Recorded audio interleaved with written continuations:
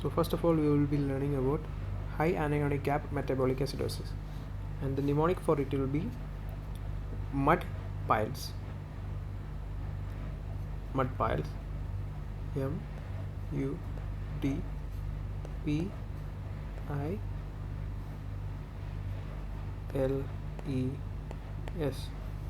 So M for methanol poisoning, and U for uremia, D for DKA, P for paraldehyde,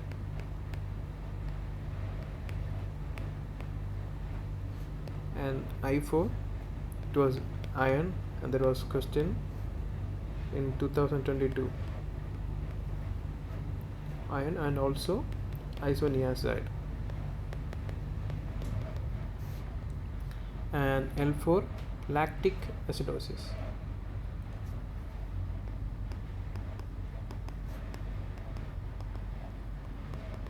and E for ethylene glycol.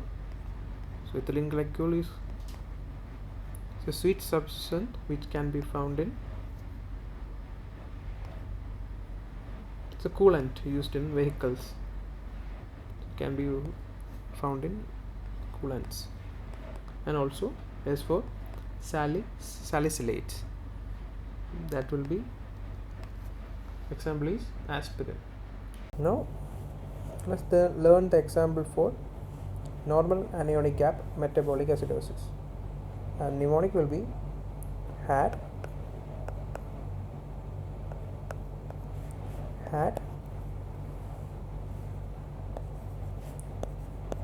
RAS. So H for hyperchloremia, A for Addison disease,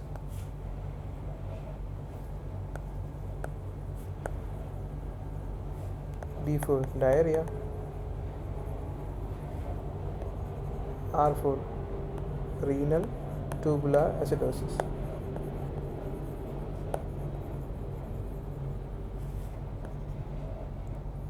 and also another A for acetosolamide, S for spironolactone, and another S for saline infusion.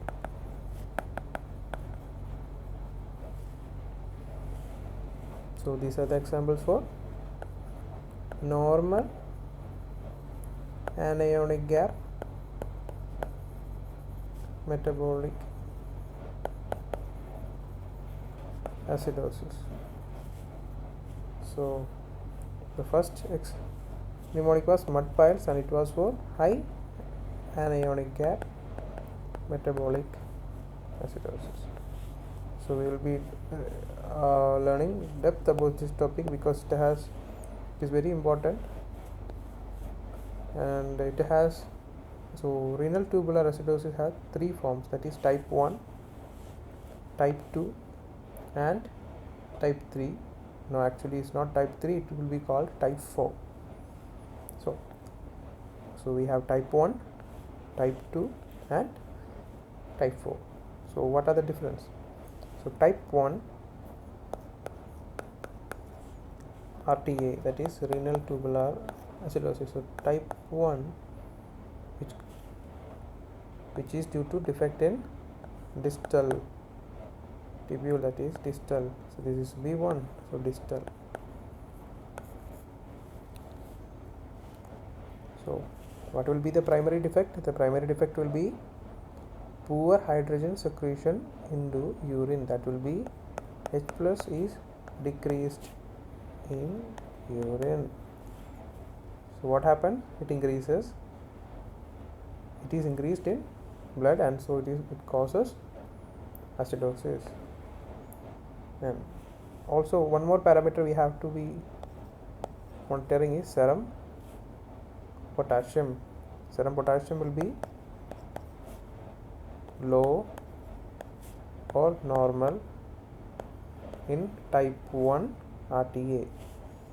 So another will be urine pH. As you know that H plus is decreased in urine, the pH will be greater than equal to 5.5 in type 1 RTA, that is distal. Let's move on to type 2. So type 2. So in type 2 it happens at proximal.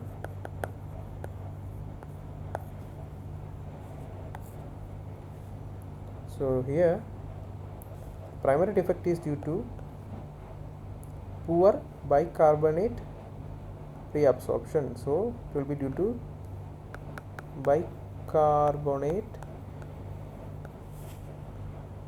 reabsorption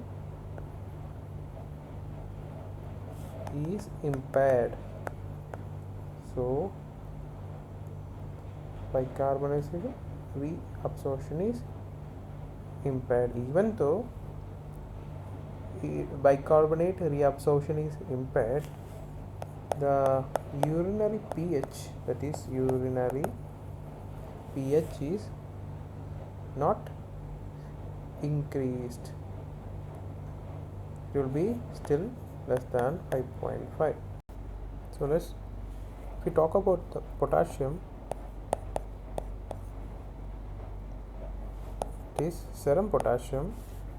Here the potassium is still low to normal. Why we are talking about potassium? You will know when you talk about RTA 4, that is type 4 RTA. So let's move on to type 4 RTA. So that is type 4, that is the main mechanism is aldosterone resistance. So aldosterone resistance causes increased potassium, that is potassium is not properly excreted, and it causes acidosis too, that is normal anionic gap acidosis. So urinary pH will be lesser than 5.5, and also serum potassium will be high. In other two cases it was low or normal. Thank you.